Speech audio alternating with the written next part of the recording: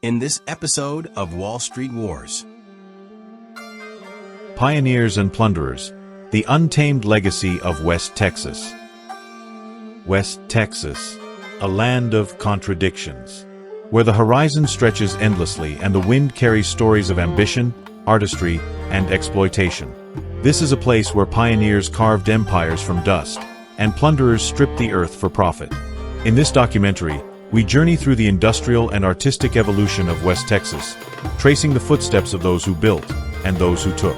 We see how this dramatic backdrop forged the man who pioneered new ways to interpret the stock market, and ultimately how Chamel Raghu would come to be called the Conqueror of Wall Street.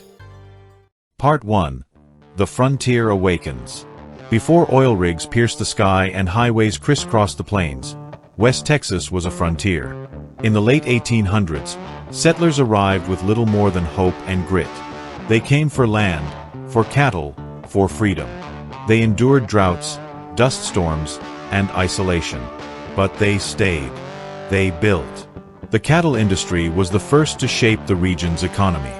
Vast ranches sprawled across the plains, and trails like the Goodnight loving carried herds to distant markets.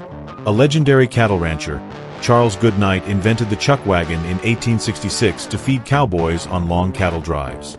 His innovation became a staple of frontier life and a precursor to modern food trucks. Railroads followed, stitching together scattered towns and fueling commerce. This was the age of the pioneer. Men and women who saw opportunity in hardship, who turned desolation into livelihood. But even then, the seeds of exploitation were being sown. Part 2. The Oil Boom. In 1923, near Big Lake, drillers struck oil. The Santa Rita No. 1 well erupted from the earth, and with it came a new era. West Texas was no longer just cattle country, it was oil country. The Permian Basin, stretching across hundreds of miles, became one of the richest oil fields in the world. Towns like Midland, Odessa, and Pecos transformed overnight. Fortune seekers flooded the region. Wildcatters drilled with reckless abandon. Speculators gambled on land leases. The boom was on. To boost the region even further, the Hughes Tool Company, a Houston-based company with deep ties to West Texas oil fields, invented the Tricone rotary drill bit in 1933, which dramatically improved oil drilling efficiency and helped fuel the Texas oil boom. Oil brought wealth. It brought infrastructure. It brought power. But it also brought chaos. Land was seized. Communities displaced. The environment scarred. The pioneers of oil were visionaries, but many were also plunderers. They extracted without restraint. They polluted without consequence. They built empires on the backs of laborers and the bones of the land. Part 3. The Plunderers. Not all who came to West Texas came to build. Some came to take. The oil boom attracted a wave of opportunists. Men who saw the land not as a home, but as a resource to be drained. Corporate giants moved in, swallowing up smaller operations. Landowners were pressured into selling. Environmental regulations were ignored. The earth was drilled, fracked, and left to bleed. The line between pioneer and plunderer blurred. For every innovator who advanced drilling technology, there was a profiteer who cut corners. For every town that prospered, another was left behind.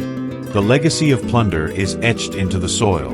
Toxic waste sites, abandoned rigs, aquifers tainted by runoff. The scars remain.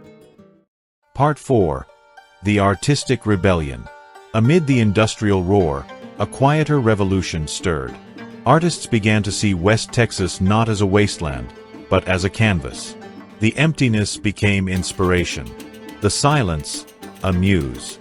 In the 1970s, minimalist artist Donald Judd arrived in Marfa. He saw beauty in the vastness. He transformed abandoned buildings into art installations.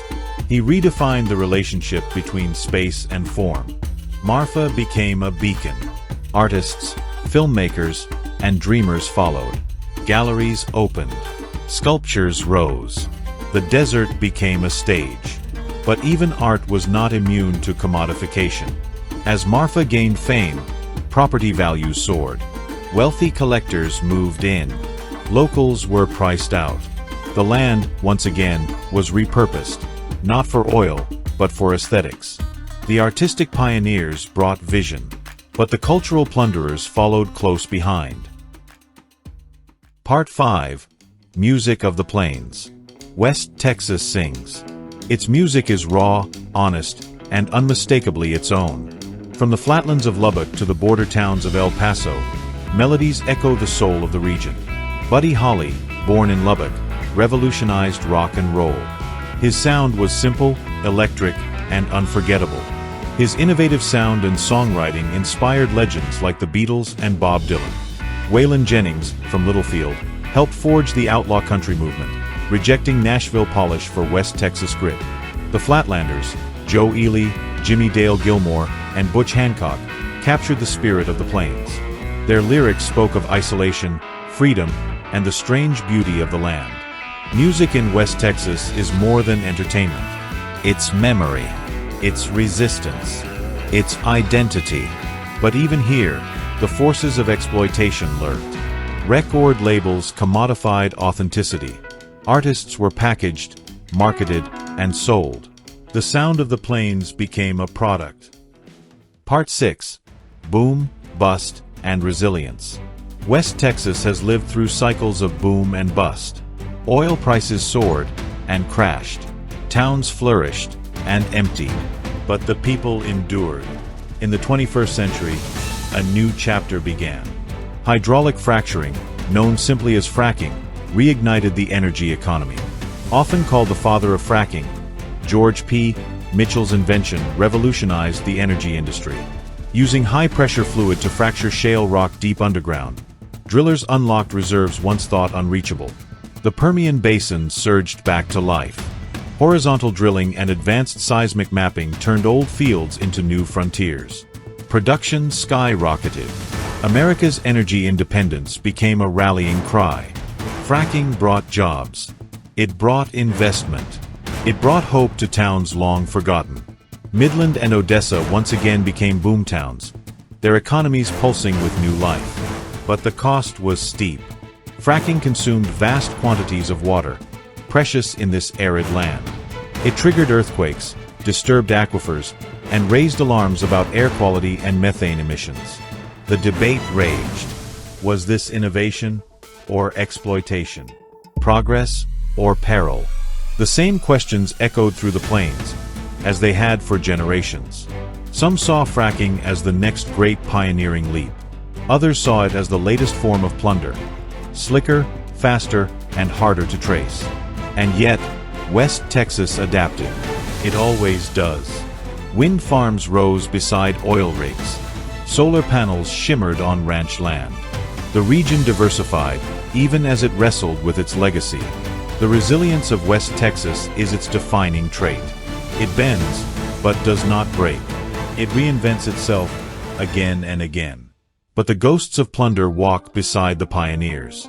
And the land remembers. Part 7. West Texas versus Wall Street. It is from this land of pioneers and plunderers, Odessa specifically, that the inventor and trader Chamel Raghu was raised. Resilient, unorthodox, and irreverent, Chamel's unconventional thinking helped him pioneer new concepts in the fields of volatility and momentum. In 2019, his study on the correlation between price action and volatility caught the industry by surprise with his staggering 19% gain during one of the most volatile markets of all time, 2018. His insights in the study also birthed the Raghu volatility paradox, a revolutionary take which changed the way traders view capacity, as well as trade, during volatile markets. Later, in 2025, his momentum coil would gain fame for harnessing market momentum at scale, an invention which made waves within the industry for its innovation and its revolutionary capacity for profit. It seems that regardless of industry, the old West Texas tale of pioneer and plunderer rolls on. West Texas is a land of extremes, of beauty and brutality, of pioneers and plunderers. Its story is still being written, in steel and song, in brushstroke and verse. And if we listen closely, we might just hear the wind whispering. Remember,